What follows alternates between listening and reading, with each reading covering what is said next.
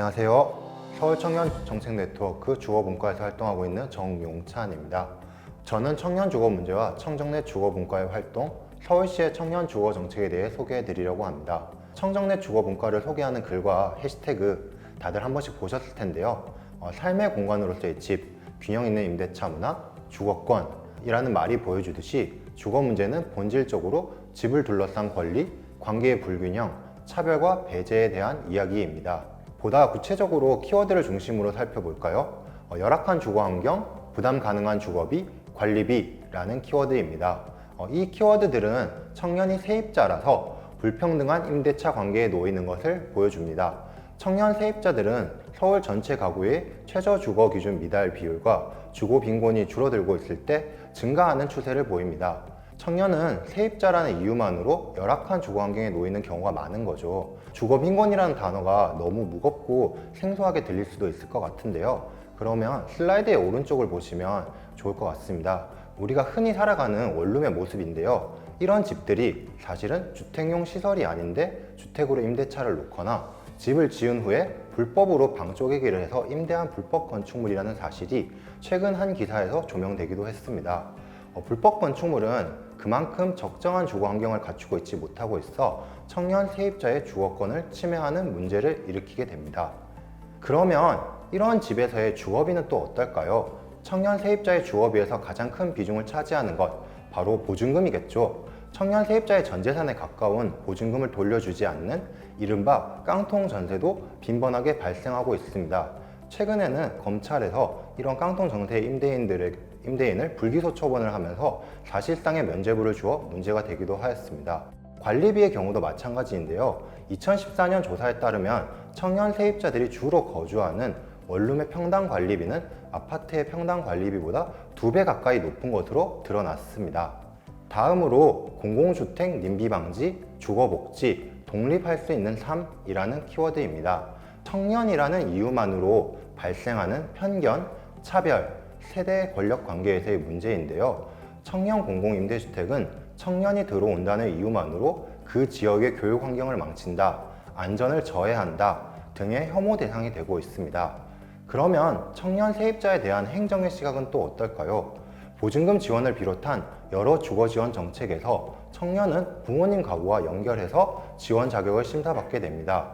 이때 청년은 독립할 수 있는 삶을 침해받을 수 있습니다. 가령 행정문서상으로 드러나지 않는 어떤 가정폭력으로 내가 부모님으로부터 재정 독립을 해서 내 생계를 실질적으로 꾸려나가더라도 독립된 시민권자로 인정받지 못하는 거죠. 다음으로 여성주거, 안전한 귀가, 더 높은 주거비라는 키워드도 살펴보겠습니다. 청년 여성은 여성이라는 이유만으로 불평등한 관계에 놓이는 경우가 많습니다.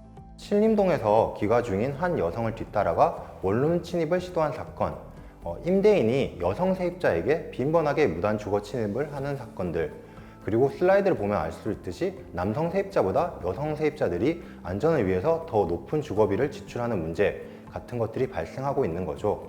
또 여성 주거를 넘어서 정상가족의 구성에 관련해서도 문제가 있는데요. 청년 주거 정책이 대부분이 신혼부부라는 가구 형태에 집중되면서 청년 정책과 출생 정책이 결합되게 되었고, 그러면서 청년이 이루고 있는 다양한 가족 형태들이 배제되는 문제도 있습니다.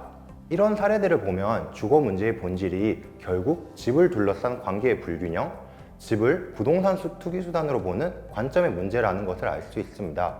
청정내 주거 문과는 이런 주거 문제의 본질에 주목해 권리로서의 주거권을 되찾음으로써 청년 세입자도 집 걱정 없이 안전하게 사는 방안을 모색해 왔습니다. 이제부터 서울 청정내 주거 문과 활동 과정을 간략히 살펴보겠습니다. 우선 서울 청정넷을 신청하고 분과를 정한 후 분과 모임을 시작하겠죠.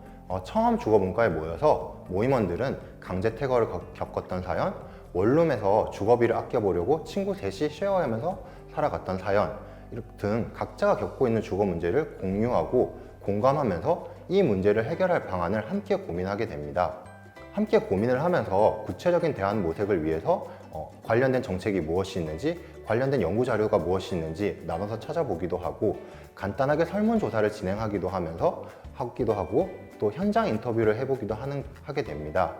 2017년에는 청년 주거 문제의 대부분이 어떤 정책이 필요하다기보다 옆에서 누군가 조언만 해주어도 줄어들 수 있지 않을까라는 고민에서 주거복지센터 담당자를 인터뷰하기도 했고, 그에 기초해서 주거분과에서 청년 주거복지 전달 체계의 기능을 조금씩 개선시킬 수 있었습니다. 또 모임을 하다 보면 뒤풀이가 빠질 수 없겠죠. 문제의 공감과 함께 대안을 모색하는 과정, 그리고 이런 소소한 식사 자리들을 통해서 청년들의 네트워크가 강화되는 게 청정넷 활동의 큰 매력인 것 같습니다. 이런 과정들을 거치면서 우리의 주거 문제를 해결하기 위한 정책을 제안하는 자리, 바로 서울청년시민회의를 개회하게 되는데요. 앞서서 공부하고 조사한 자료들의 기초에서 정책 제안서를 쓰고 우리가 찾아내고 개선시킨 청년 주거 정책을 제안하게 됩니다. 주거분과는 이제까지 정책 제안을 통해 임차보증금 융자 지원의 신청 절차를 개선하고 역세권 주택 공공임대분의 임대료를 낮추었고, 2019년에는 주택 바우처와 주거급여에서 배제되어 있던 청년들에 대한 월세 지원까지 도입했습니다. 정책 제안 후에는 우리의 제안을 행정으로 구현하기 위해 담당 부처와 소통하는 간담회를 진행하게 되는데요.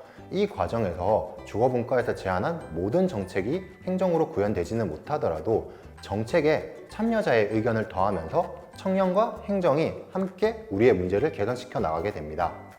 한편 우리가 겪고 있는 문제는 제도와 예산만으로 완전히 해소하기 어려운데요. 관계의 불균형이라는 뿌리 깊은 구조는 인식과 문화의 개선을 필요로 하기 때문입니다. 이를 위해 모임을 진행하면서 캠페인을 기획하고 우리가 감각하는 문제를 청년을 넘어 시민들과 공감하고 소통하는 활동을 진행합니다. 주거분과에서는 최저주거기준 면적의 열악함을 체험하는 공간을 운영하거나 우리가 함께 살고 싶은 가족을 생각할 수 있는 장을 마련하는 활동, 또 내가 살고 싶은 집에서 중요하게 여기는 환경을 되돌아보는 조사, 그리고 청년 임대주택의 입주 기준의 문제점을 드러내는 체험 활동을 하기도 하였습니다. 청년이 감각하는 주거 문제를 해결하는 청정넷 주거분과의 활동 과정을 보면서 앞으로의 활동이 기대되실 것 같은데요. 우리의 문제를 스스로 해결하기에 앞서 기존의 정책들이 어떤 것들이 있는지 알고 가면 더 좋겠죠. 구체적인 정책들을 나열하기 전에 주거 정책을 이해하는 틀을 한번 짚고 갈 필요가 있습니다. 주거 정책은 그 정책의 종류와 주택의 종류, 그리고 정책의 대상이라는 관점에서 이해할 수 있습니다. 정책의 종류로는 주택 지원, 금융 지원, 주거비 지원이 있고, 집의 종류로는 공공임대주택, 우리가 흔히 살아가는 민간임대주택, 그리고 그 중간 영역을 만들어가고 있는 사회주택이 있습니다. 정책의 대상으로는 대학생, 취업준비생, 사회초년생, 신혼부부 같이 나의 조건과 소득, 내가 살고 있는 지역, 나이 같은 것들을 고려할 수 있습니다. 앞으로 서울시의 주거 정책에 지원을 하거나 이 정책을 이해하고 우리가 스스로 정책을 만들어갈 때 이 틀을 기억하면 많은 도움이 될 것 같아요. 그럼 구체적인 서울시의 청년 주거 정책을 보면 다음과 같습니다.